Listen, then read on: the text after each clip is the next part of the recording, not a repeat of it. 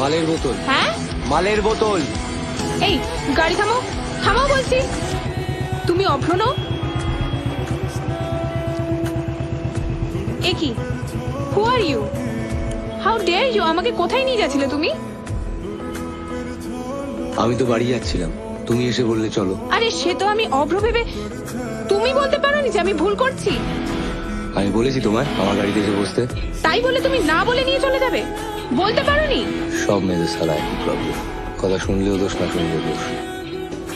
পরের বার থেকে নিজের বয়ফ্রেন্ডকে বলবে ঠিক জায়গায় যেন ঠিক সময় গাড়িটা নিয়ে আসে। পাবলিক ডেকে না মার খাও, জানোয়ার ছোট লোক কথাকারী।